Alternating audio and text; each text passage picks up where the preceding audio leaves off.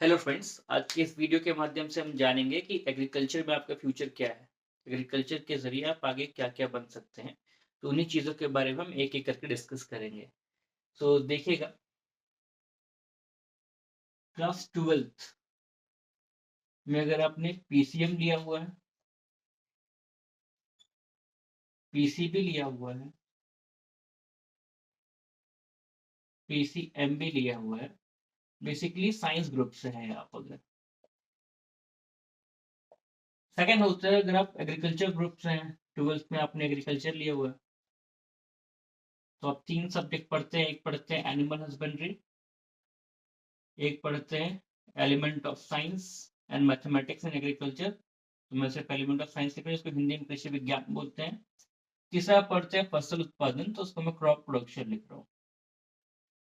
तो बेसिकली ये 3 सब्जेक्ट्स हम पढ़ते हैं। तो अगर 11th और 12th में आपने ये सब्जेक्ट्स लिए हुए हैं, तो बेसिकली आप इन फ्यूचर बीएससी एग्रीकल्चर कर सकते हैं।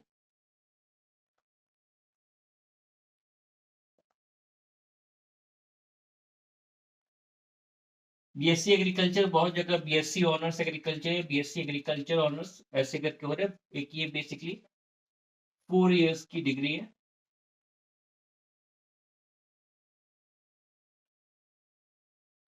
ठीक है? तो इसके बाद आप क्या बन सकते हैं वो एक-एक करके मैं बताऊँगा। फिर मैं आपको बताऊँगा मास्टर्स के बाद क्या बन सकते हैं।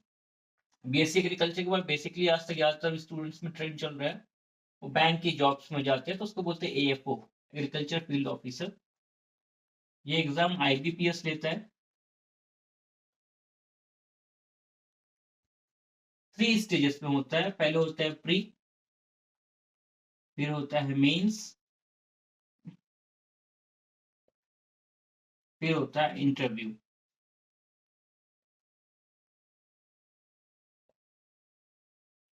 प्री में आपके 3 सब्जेक्ट्स आते हैं, quantitative aptitudes, reasoning and English. ये 2 घंटे का होता है।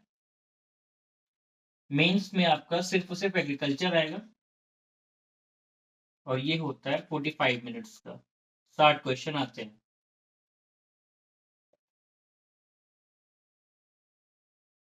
इंटरव्यू की बात करें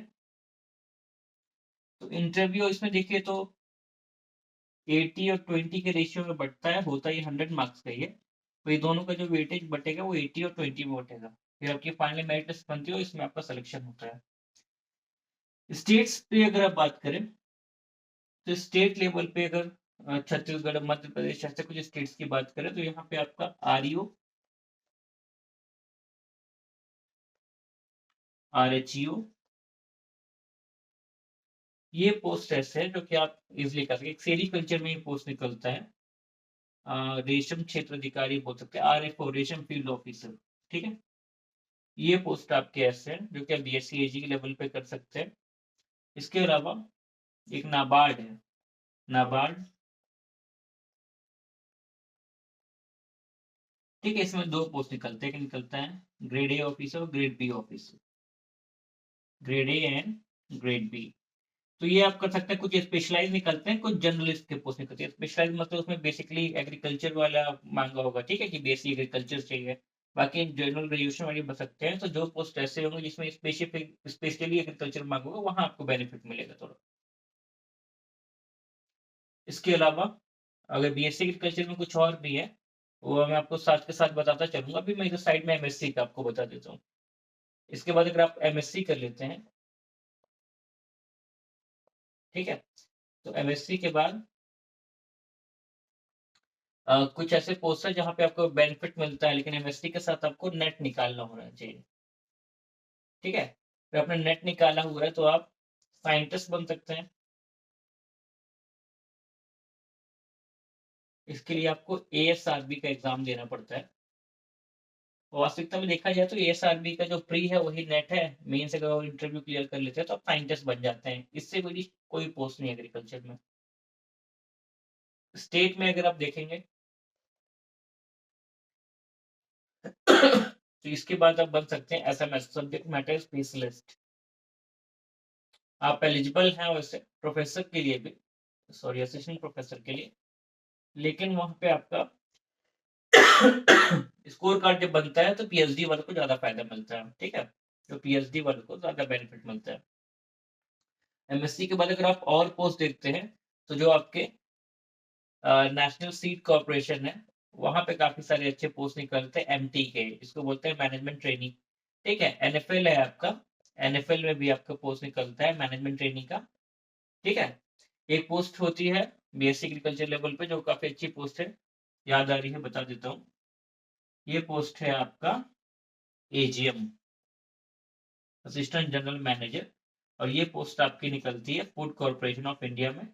फूड कॉर्पोरेशन ऑफ इंडिया में कुछ छोटे पोस्ट भी नहीं निकलते हैं, कैटेगरी 2 और कैटेगरी 3 करके, ठीक है, 2 और 3 करके लिख दे रहा हूँ मैं यहाँ पे, ठीक है।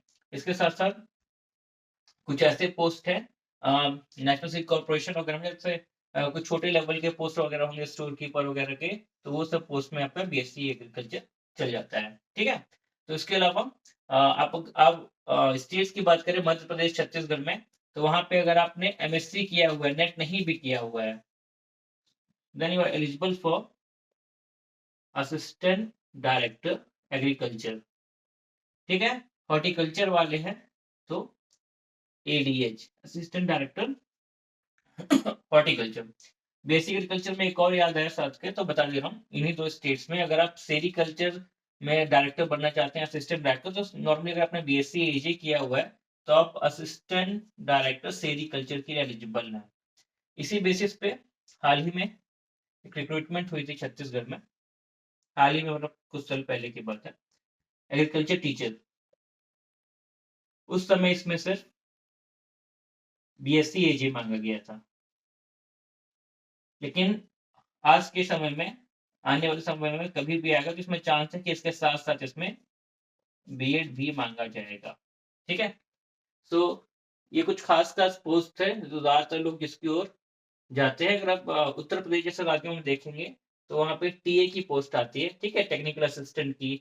आईसीआर में भी असिस्टेंट की पोस्ट निकलती है। तो कुछ ऐसे पोस्ट हैं जो बीएससी एग्रीकल्चर पे है और एमएससी एग्रीकल्चर पे। मैंने बेसिकली आपको वही पोस्ट बताने की कोशिश की है जो पोस्ट परमानेंट है या फिर गवर्नमेंट जॉब से। मैंने कोई प्रोजेक्ट वाले पोस्ट के बारे में आपको नहीं बताया, जैसे आत्मा में भी कुछ पोस्ट निकलते हैं, तो कुछ और प्रोजेक्ट एसोसिएट्स के पोस्ट निकलते हैं, तो वो पोस्ट क्या परमानेंट नहीं है या फिर गवर्नमेंट पोस्ट नहीं है। मैंने यहाँ पे आपको जितने भी पोस्ट बताए हैं सारे के सारे गवर्नमेंट जॉब्स हैं एग्रीकल्चर के बाद। तो ये काफी अच्छा स्कोप है आपके पास, अगर आपको मौका मिलता है भविष्य में कभी, तो आप इस नौकरी के लिए बिल्कुल जाइए, ठीक है। Thank you.